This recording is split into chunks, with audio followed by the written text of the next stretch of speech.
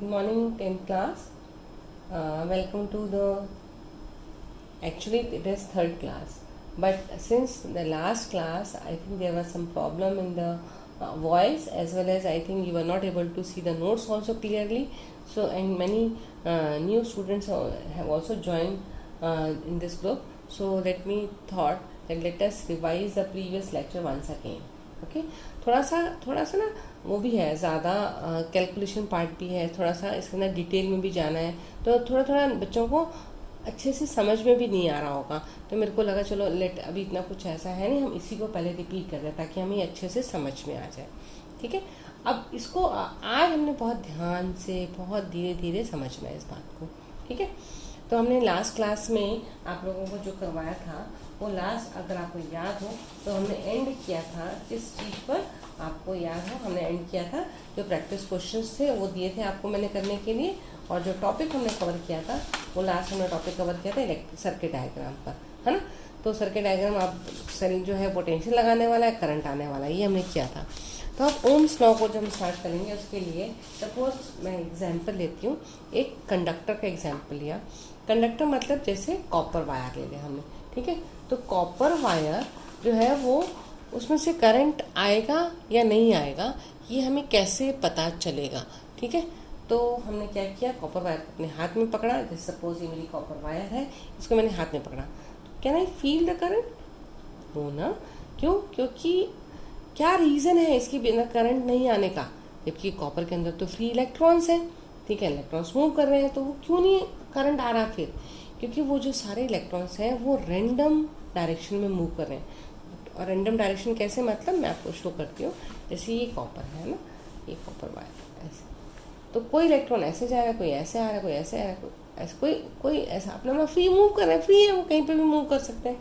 तो इसलिए क्या हो रहा है कि नेट कोई एक डायरेक्शन ही नहीं है जिसमें इलेक्ट्रॉन मूव करें, तो हम कोई इलेक्ट्रॉन की जब डायरेक्शन ही नहीं है तो कोई करंट बना ही नहीं। करंट मतलब क्या, फ्लो, कोई एक फ्लो हुआ ही, नेट फ्लो बना ही नहीं, सब एक दूसरे के मूवमेंट को कैंसिल कर रहे हैं, ठीक है। तो इसका मतलब इलेक्ट्रॉन को एक एंड से दूसरे एंड तक मूव कराने के लिए क्या चाहिए ताकि वो मूव कर सके, तो डेफिनेटली क्या चाहिए, हमको एक पोटेंशियल डिफरेंस चाहिए, ठीक है। एक वायर यहाँ पर इसके क्रॉस एक पोटेंशियल डिफरेंस चाहिए, तो जैसे ही मैंने ये पोटेंशियल डिफरेंस लगाऊंगी तो क्या होगा, ये एंड पॉजिटिव बन जाएगा, ये एंड नेगेटिव बन जाएगा और करंट स्टार्ट्स मूविंग। ये हमने पिछली क्लास में भी पढ़ा। ओम्स लॉ ने कहा कि कितना करंट मूव करेगा किस बात पर डिपेंड करेगा, कितना आपने पोटेंशियल डिफरेंस लगाया।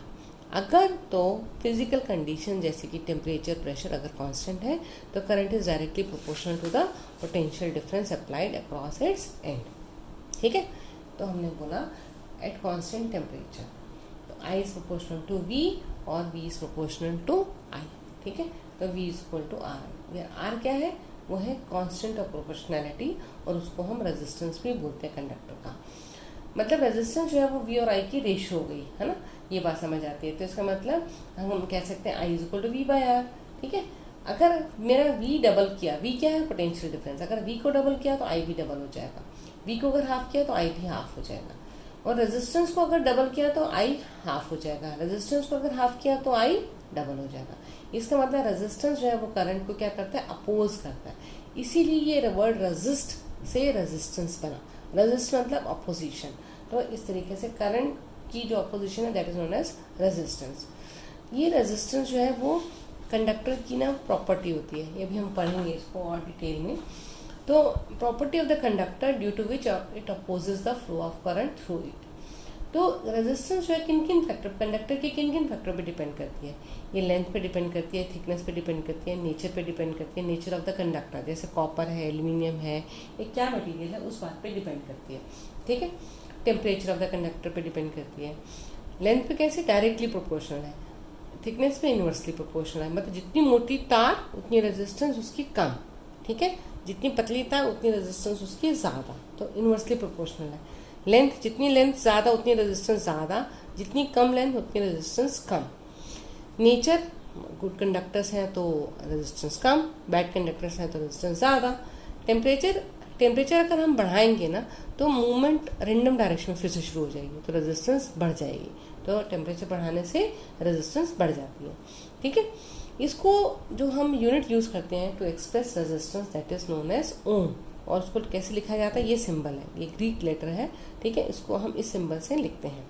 तो 1 ओम को हम कैसे डिफाइन करेंगे, इसके अंदर पुट कर दो 1 ohm is equal to 1 volt upon 1 ampere. तो 1 ohm resistance of the conductor is said to be 1 ohm when a potential difference of 1 volt is applied across the conductor and 1 ampere current start flowing through it।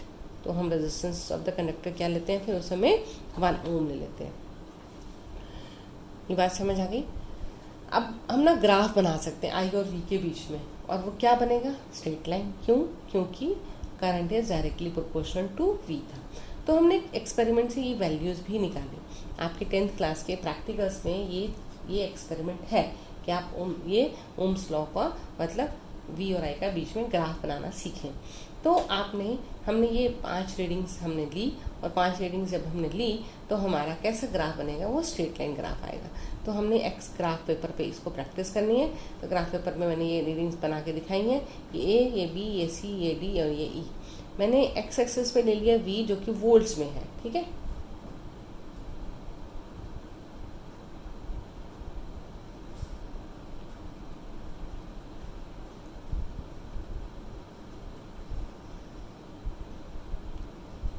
Sorry x axis में लिया हमने आई जो कि ampere में है।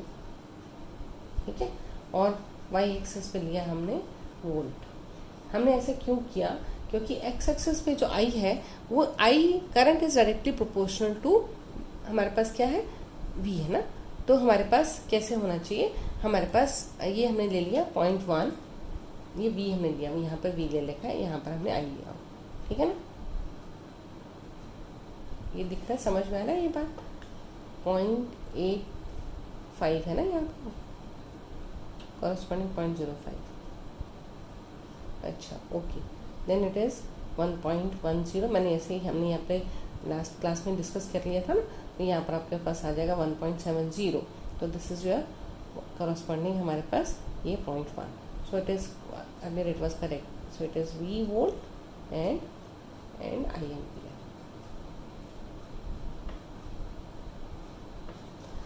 ठीक है, okay.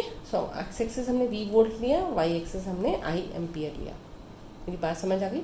ठीक है, तो हमने अब एक्चुअल में ये भी बात बहुत इंपॉर्टेंट है, एक्स एक्सिस पे हमेशा हम वो कोऑर्डिनेट लेते हैं जो कि ना क्या होता है, इंडिपेंडेंट होता है। जैसे वाई एक्सिस और axis, y is a function of x, तो आई डिपेंड्स अपॉन वी है ना, तो इसलिए वी को हमने एक्स एक्सिस पे लेना है और आई को हमने वाई एक्सिस पे लेना है।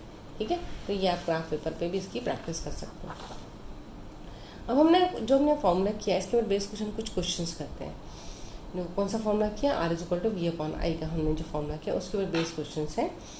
Potential difference between 2 points of a wire carrying 2 ampere is 0.1 volt.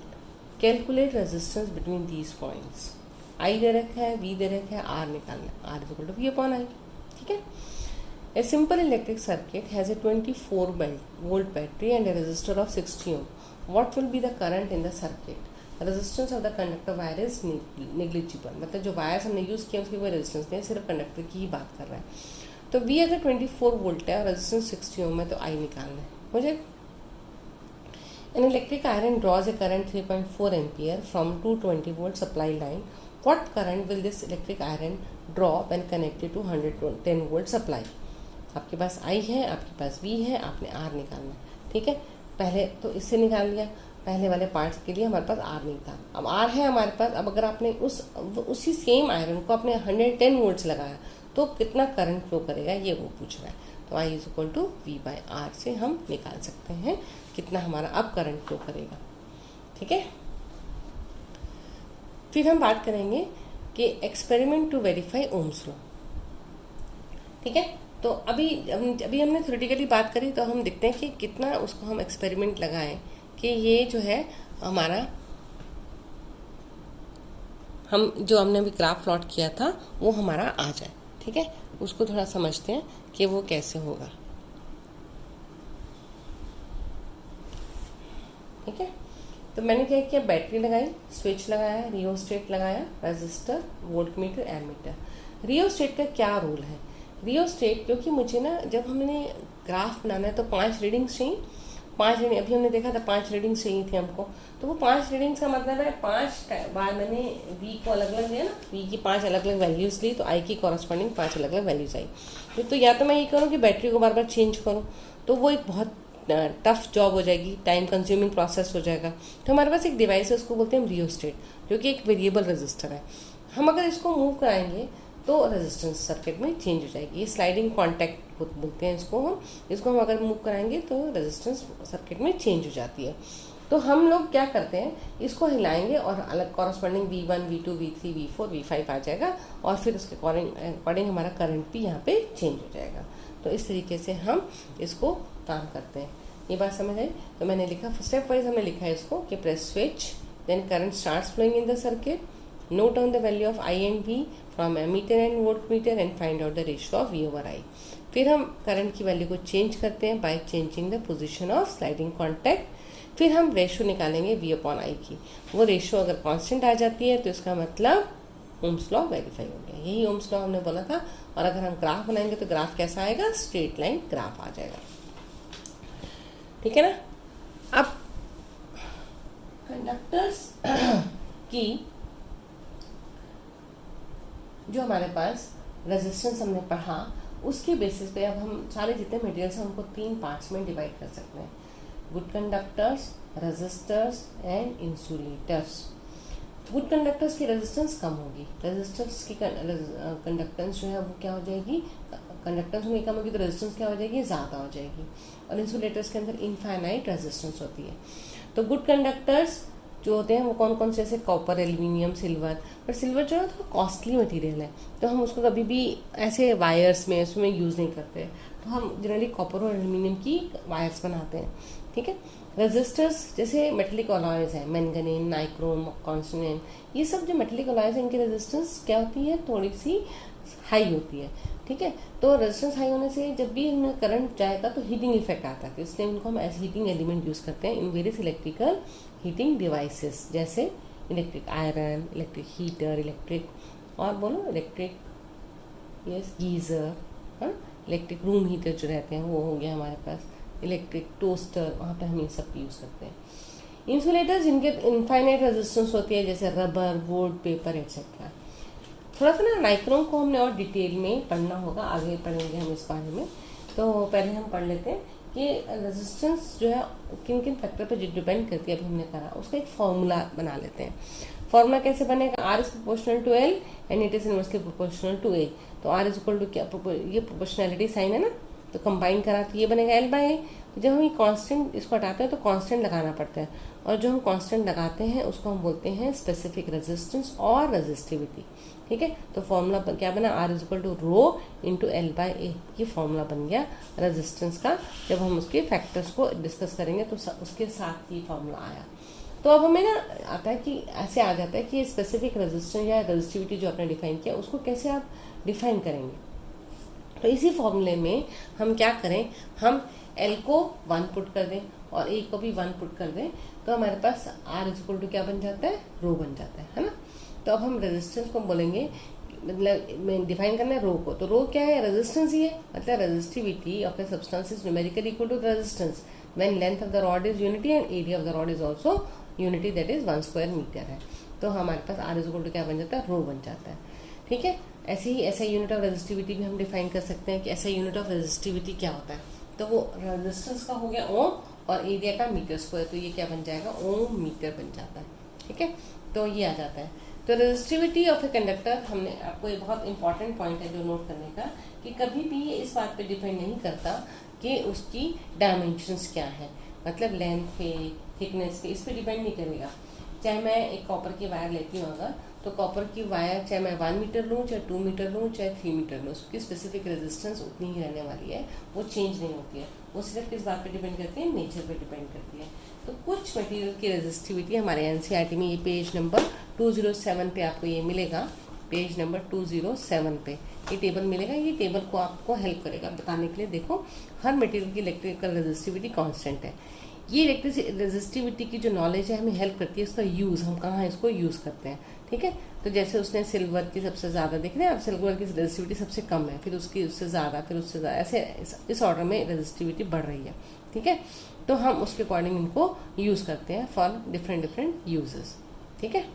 तो ये हमें बहुत हेल्प करता है ये नॉलेज। जैसे नाइक्रोम की रेजिस्टिविटी 44 इंटू नाइक्रोम, ये है ना 100 इंटू -6। तो नाइक्रोम का यूज़ को थोड़ा सा आपने हमारे एग्जाम में आता है, तो इसको हम समझेंगे कि हम इसको क्यों यूज़ करते हैं एज हीटिंग एलिमेंट। एक तो रेजिस्टिविटी हाई है, ठीक है, तो it produce a lot of heat on passing current.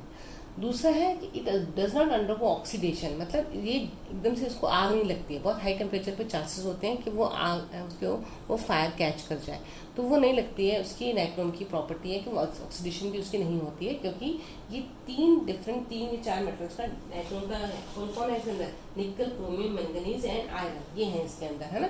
तो चार मेटल्स के अलॉय होने की वजह से चारों का जो है वो मेल्टिंग पॉइंट अलग अलग है और उनका वो ऑक्सीडेशन प्रॉपर्टीज भी अलग अलग है, तो वो इसीलिए ऑक्सीडेशन उसकी जल्दी से नहीं होती है। तो हम इसलिए इसको यूज़ करते हैं as a heating element in various electrical heating devices, जैसे electric iron, toaster, electric kettle, room heater, geyser, उस पर हम यूज़ करते हैं, ठीक है। अब जो हमने अभी फॉर्मूला पढ़ा R=ρ×L/A, उसके ऊपर कुछ क्वेश्चन है, उसको हम डिस्कस कर लेते हैं, ठीक है। A copper wire of length 2 meter and area of cross section this has a resistance this much. Calculate the resistivity of the copper. मतलब क्या निकालना है, रो निकालना है। आपके पास उसने एरिया भी दे दिया, एल भी दे दिया और आर भी दे दिया, सारी वैल्यूज गिवन है, आपको सिर्फ फॉर्मूले में पुट करना है, ठीक है। फिर उसने बोला एक copper wire has a diameter 0.5 millimetre. अब हम उसने डायमीटर दे दिया, पहले आप रेडियस निकालेंगे इससे, फिर एरिया निकालेंगे, है ना। रेजिस्टिविटी रो दे दी है उसने, और उसकी लेंथ पूछ रहा है, अगर रेजिस्टेंस आर है आपके पास, तो लेंथ का फॉर्मूला तो क्या बनेगा, length is equal to what, R×A/ρ, है ना।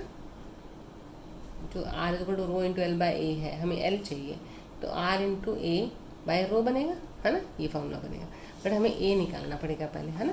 A निकालेंगे हम πr² फॉर्मूले से, ठीक है। आर पहले निकाला, फिर area of cross section wire जो है वो सर्कुलर फॉर्म में ही होगी हमेशा, तो क्या बनेगा πr², एरिया ऑफ सर्कल हम पुट करेंगे, ठीक है। तो आर हमारे पास ये आ जाएगा, हमारे पास ρ=R×A/ρ, L=R×A/ρ, ठीक है। या फिर है हमारे पास 6 ohm resistance wire is doubled up by folding, calculate the new resistance of the wire. जैसे अगर ये सपोज वायर है, इसको हमने कह रहा है फोल्ड कर दो, डबल्ड अप बाय फोल्डिंग, तो मतलब आपने एक तरीके से थिकनेस को डबल कर दिया, एरिया को डबल कर दिया, लेंथ को क्या कर दिया, हाफ कर दिया, तो न्यू रेजिस्टेंस क्या होगी, ओरिजिनल रेजिस्टेंस कितनी है 6 ओम, तो ठीक है। तो R1 जो है वो कितने, ρL/A है, R' इज ρL', क्योंकि लेंथ चेंज होगी तो एरिया भी चेंज हो गया, तो रेजिस्टेंस भी चेंज हो जाएगी। जो L' जो न्यू लेंथ है वो है कि L/2, और जो न्यू एरिया है वो क्या है, ट्वाइस ऑफ ए, ये बन गया, तो ये 1/4 ρ×L/A आ गया, है ना। तो मतलब R1/4 बन गया, है ना। तो 6/4 कर देंगे हम, तो 1.5 ओम, ठीक है। Next question, calculate the area of cross section of a wire if its length is 1 meter, its resistance is 23 ohm and the resistivity of the material of the wire is this much. क्या निकालना है, area of cross section, यही फॉर्मूले में। अब ये नहीं पता, तो A=ρ×L/R, ठीक है। तो आपका मैथमेटिकल कैलकुलेशन का टेस्टिंग होता है न्यूमेरिकल्स में, तो जितना आप कैलकुलेशन करोगे, पूरा करना है, उतना आपका स्पीड फास्ट हो, ठीक है। So can it be your homework? You can do on your own, ठीक है। Good. Let's move further. अपना रेजिस्टेंस का यूज किया करंट के फ्लो को कंट्रोल करना, है ना। तो हमारी क्या रिक्वायरमेंट है, हम कितना चाहते हैं, कितना करंट हमारे पर्टिकुलर सर्किट में से जाए, ये हम कंट्रोल कर सकते हैं किसी रेजिस्टेंस की हेल्प से। रेजिस्टेंस को कैसे लगाया, ये भी बहुत फर्क पड़ता है। जैसे मैंने अगर रेजिस्टेंस को सीरीज में लगाया, सीरीज मतलब क्या, जैसे ये 2 रेजिस्टेंस वायर है, अगर मैंने ऐसे लगा दिया तो ये सीरीज होगा, और अगर ऐसे लगाया तो पैरेलल। मतलब ये 5 ओम की रेजिस्टेंस है, ये 6 ओम की रेजिस्टेंस है, तो ऐसे लगाएंगे सीरीज अलग अलग, है ना, हो जाएगी, और ऐसे लगाएंगे तो अलग अलग हो जाएगी। तो ये हमने सीखना है कि अगर हम सीरीज में लगाते हैं, मतलब ऐसे सीरीज और ऐसे पैरेलल, तो अगर मैं सीरीज में लगाती हूँ तो क्या वैल्यू बनेगी, और अगर मैं पैरेलल में लगाती हूँ तो क्या वैल्यू बनेगी, ये हम सीखेंगे अब नेक्स्ट टॉपिक में, that is your combination of resistance. ठीक है, तो देखें, चलो सीरीज में रेजिस्टेंस लगाई हमने बैटरी के अक्रॉस, ठीक है, ये लगा दिया ऐसे और ये ऐसे, ठीक है। तो इसके cross potential difference VAB is equal to IR1, VBC क्या बनेगा IR2, ओम्स लॉ यूज किया हमने। इस पूरे के क्रॉस पोटेंशियल डिफरेंस VAC क्या बन जाएगा VAB प्लस BC, एक तो ये, और VAC अगर मेरा इन दोनों का रेजिस्टेंस RS ले लूँ तो I करंट जा रहा है इसमें से, तो I क्या बन जाएगा VAC is equal to IRS बन जाएगा। ठीक है, तो हमने इसको ऐसे ना ऐसे कर लिया ताकि ना पैरेलल तुम्हें समझ आ जाए कि कैसे कैसे करना है। तो इसलिए हमने जब इन तीनों का रिजल्ट किसका VAC, VBC एंड VAB को हमने इस इक्वेशन में पुट करा, इक्वेशन 3 में, तो ये बन जाएगा IRS is equal to IR1 plus IR2, है ना, मेरा एक बार, तो हमारे पास आ जाएगा RS is equal to, I को बाहर कॉमन लेके cancel, RS is equal to R1 plus R2। ठीक है, मतलब अगर हम सीरीज में लगाते हैं रेजिस्टेंस, ठीक है, तो सीरीज में लगाने से टोटल रेजिस्टेंस सिंपली क्या हो जाती है, ऐड हो जाती है। ठीक है, अब इसके बाद क्वेश्चन हमने किया कि draw the diagram of a circuit consisting of a battery of 3 cells of 2 volt each, 5 ohm, 2 volt each battery है और 5 ओम, 8 ओम एंड 12 ओम तीनों रेजिस्टेंस है, एंड ए प्लग की, ऑल कनेक्टेड इन सीरीज, तीनों को सीरीज में लगाया। Redraw the circuit, putting the ammeter to measure the current through the resistors and voltmeter to measure the potential difference across 12 ohm resistor. What would be the readings of the ammeter and the voltmeter? ये निकालना है आपको। ठीक है, तो 3 resistance लिए हमने, 5 ओम, 8 ohm and 12 ओम, ये ले लिए। ठीक है, तो ये हमारे पास रेजिस्टेंस आ गया, सीरीज में ले लिया हमने और 3 सेल लिए, तीनों को सीरीज में लगाया। सेल को सीरीज में लगाने का मतलब कैसे चेक करेंगे आप कि जब हम उसके सेल को नेगेटिव को पॉजिटिव से कनेक्ट कर दे तो वो सीरीज में आ जाता है, तो ये तीनों सेल सीरीज में आ गए। ठीक है, तो एक सर्किट ये हो गया। फिर हमने एमीटर लगाना है सीरीज में, एमीटर यहाँ लगा दिया, वोल्टमीटर को पैरेलल में लगाया 12 ओम के अक्रॉस। ये सीखना है ना कैसे लगाते हैं हम ये चीज़। ठीक है, आए समझ में? उससे पहले रीडिंग बताओ, मतलब करंट की वैल्यू निकालनी है और V की वैल्यू, मतलब वोल्टमीटर में रीडिंग क्या मतलब V की वैल्यू निकालनी है। तो करंट की वैल्यू के लिए मेरे पास क्या फॉर्मूला है, V/R, टोटल V कितना बनेगा 6, टोटल रेजिस्टेंस कितना बनेगा, सिंपल एडिशन है ना 25, है ना, तो I is equal to V/R, 6/25 ये आ गया। तो एमीटर में रीडिंग क्या बनेगी 0.24 एम्पियर। वोल्टमीटर में रीडिंग, वोल्टमीटर में मतलब इसके अक्रॉस कितना पोटेंशियल डिफरेंस, रेजिस्टेंस कितनी है 12, आई कितना है जो आपने यहाँ से किया 0.24, तो 0.6/25 इंटू 12, तो ये बन जाएगा 2.88 वोल्ट। वोल्ट मीटर में रीडिंग ये आ जाएगी। ठीक है, समझ आ गया वोल्ट मीटर की रीडिंग कैसे निकालेंगे हम। ठीक है, नेक्स्ट अब हम क्वेश्चन पैरेलल की बात करते हैं। एक बार समझिए हम पैरेलल में हम कैसे निकालेंगे टोटल रेजिस्टेंस। सीरीज का समझ आ गया आप लोगों को, चलें आगे पैरेलल में पैरेलल में कैसे निकालना। पैरेलल मैंने अभी आपको बताया कैसे कनेक्ट किया है, इस तरीके से कनेक्ट किया दो रेजिस्टेंस को और दोनों के क्रॉस मैंने पोटेंशियल डिफरेंस लगाया। जैसे ही हमने ये लगाया, इस एंड पे देखें, ए पॉइंट पे देखें, जो करंट आई यहाँ से आया डिवाइड हो गया है ना दो पार्ट्स में, तो मान लीजिए यहाँ पर I1 और यहाँ पे I2, तो इसके क्रॉस जो I1 बनेगा वो V/R1 हो जाएगा। अब दोनों को हमने जब इस तरीके से हमने सेल के क्रॉस लगाएंगे तो दोनों को एक तरीके से ऐसे कनेक्ट किया और बैटरी से लगाते तो दोनों को सेम पॉजिटिव आ रहा है, दोनों को सेम नेगेटिव आ रहा है, तो दोनों के क्रॉस पोटेंशियल जो है वो सेम हो गया। ठीक है, तो ये ध्यान में रखें हम कि हमारे पास सीरीज में करंट सेम रहता है, पैरेलल में V सेम रहता है। ठीक है, तो I1 क्या बन जाएगा V/R1, है ना, और I2 क्या बन जाएगा V/R2। और अगर मैं इन दोनों का टोटल रेजिस्टेंस RP मान लूँ तो I होगा क्या एक्चुअल में V/RP। तो इस पॉइंट पे क्या हो रहा है, I जो है वो डिवाइड हो रहा है I1 प्लस I2 में। I must be equal to I1 plus I2। ठीक है, कुछ और लीकेज नहीं है, कुछ नहीं है, तो I is equal to I1 plus I2 बनेगा। ठीक है, according to law of conservation of energy कह सकते हैं, है ना। तो V/RP is equal to V/R1 plus V/R2 करके 1/RP is equal to 1/R1 plus 1/R2 आ जाता है। ठीक है, V से V पूरा कैंसिल हो जाएगा। तो टोटल रेजिस्टेंस इन पैरेलल निकालने का ये एक तरीका रहता है। ठीक है, तो एक क्वेश्चन है इसके ऊपर बेस्ड कि calculate the equal resistance when two resistance of 3 ohm and 6 ohm are connected in parallel. तो ये निकाला हमने 3/6 is equal to 1/2, so RP is equal to 2 ohm ये बनेगा। ठीक है, सिमिलरली क्वेश्चन नंबर 2 को देखें हम। एक और क्वेश्चन दिया मैंने, इसमें देखो पैरेलल भी है, अब इसका जो रिजल्टेंट आएगा इसके बाद सीरीज में आ जाएगा, तो टोटल रेजिस्टेंस हम निकाल लेंगे 1/8 + 1/2 से 5/24 मतलब 24/5, और टोटल हो जाएगा R1 + R मतलब 7.2 + 4.8 दैट इज 12 वोल्ट। ठीक है, तो टोटल रेजिस्टेंस हम कैसे निकालेंगे। फिर टोटल करंट क्या, V/R, V है आपका 6 divided by resistance that is 12 volt, तो करंट आ जाएगा आपके पास। ठीक है, करंट कितना बन जाएगा आपके पास, ये 0.5 दैट इज 1/2। ठीक है, फिर उसने पूछा third part, potential difference across R1, इसके क्रॉस R पोटेंशियल डिफरेंस निकालो, तो I आपके पास कितना 0.5 × 7.2। ठीक है, तो ये बन जाएगा आपके पास 3.6 वोल्ट, इसके क्रॉस पोटेंशियल डिफरेंस कितना। ठीक है, ऐसे कुछ और क्वेश्चंस भी दिए हैं प्रैक्टिस के लिए, तो आपने ये क्वेश्चंस करने हैं, और साथ में मैंने हिंट सॉल्व किया है। ठीक है, फिर भी मैं एक बार थोड़ा सा समझा देती हूँ आपको। ये सर्किट दिया, ये दोनों पैरेलल में, इसके साथ ये सीरीज में, तीनों का रेजिस्टेंस निकल सकता है, 1 एम्पियर करंट दे रखा है, तो पोटेंशियल डिफरेंस अक्रॉस AB है ना, तो V = IR। ठीक है, इसके क्रॉस पोटेंशियल और इसके क्रॉस पोटेंशियल सेम है। ठीक है, या फिर हमारे पास current through the other 2 resistor जैसे आ गया, तो इस किसी एक के क्रॉस निकाल दो, दोनों के क्रॉस भी सेम, सबके क्रॉस सेम हो जाएगा, तो V = IR, I1 × 10 Ω से हो जाएगा। ठीक है, बट हमारे पास I जो 1 एम्पियर इसके क्रॉस है, तो यहाँ तो I1 दिया ही नहीं हुआ हमको, तो हमें इसलिए क्या निकालने, हम टोटल रेजिस्टेंस निकालें, टोटल करंट है, तो टोटल रेजिस्टेंस और टोटल करंट से टोटल V आ जाएगा। टोटल V आते ही इसके क्रॉस जो V निकाला है, टोटल V में से ये V माइनस कर देंगे, जैसे मैंने अभी आपको यहाँ पे बताया है कि टोटल रेजिस्टेंस आ गया हमारे पास 6 ओम है ना, 1/10 ये हो गया 35 ओम, R टोटल बना 11 ओम, तो टोटल रेजिस्टेंस हो जाएगा 1 एम्पियर करंट है, टोटल पोटेंशियल हो गया 11 वोल्ट, इसके क्रॉस 5 वोल्ट, 11 - 5 इज 6 वोल्ट। ठीक है, तो 6 वोल्ट बन गया आपके पास पोटेंशियल डिफरेंस अक्रॉस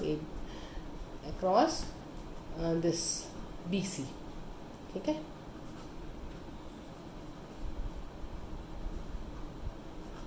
ठीक है, तो अदर 2 रेजिस्टेंस से करंट निकालना है, तो I1 = 6/10। ठीक है ना, I2 = 6/50। ठीक है, समझ आ गया।